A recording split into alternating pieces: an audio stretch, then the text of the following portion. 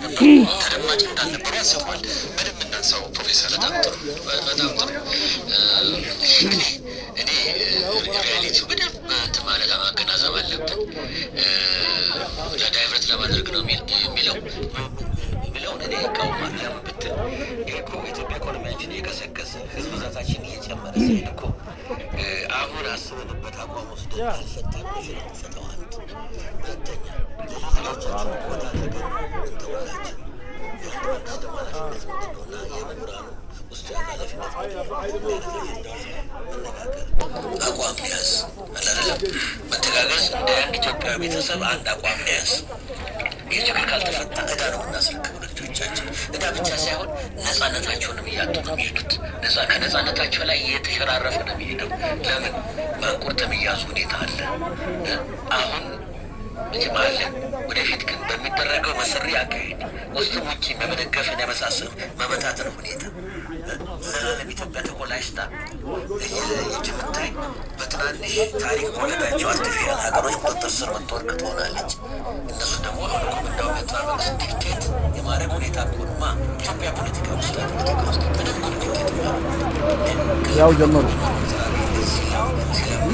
በእኛ ሰብ ነው ማለት ነው።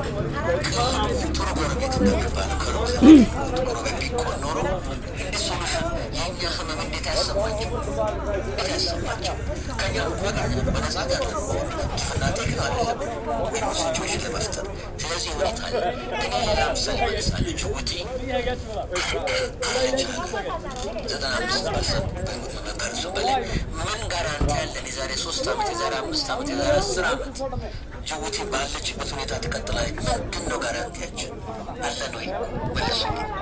እኔም በግሌ ጠይቄ በመለሱ ነውር አይሆንብኝና ትቤት አይሆንብኝና ጋራንቲ የለን። አንድ ነገር ጅቡቲ ቢሆን ተዘጋን። አሁንም እጅ ላይ ወደቅን ማለት ነው። ስለዚህ ክፍል የሆነ መንግስትና አመራርም ሆነ ህዝብ ምሁራንም አስቀድሞ ነው ማየት ያለበት። ኃላፊነት እኮ አለበት ይህ መንግስት። ዝም ብሎ መተኛት አይደለም። የዕለቱን ስራ ብቻ ማይክሮዳም ሲያደርግን ፓስቶራል ሲዳር እሱም ትልቅ ስራ ነው። አባይም ሰራ ትልቅ ስራ ነው። እሱ ብቻ የህልውና ጉዳይ ነው። እቺ ሀገር የመኖር አለመኖር ሁኔታ ዲፔንድ የሚያደርገው አሁን በምሰራው የቤት ስራ ነው።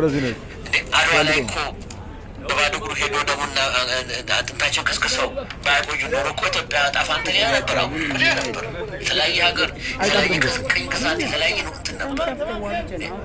ስለዚህ እያንዳንድ ትውልድ ኃላፊነትና አደራና ታሪካዊ አደራ አለበት። አሁን የሰራ ነው የደፊት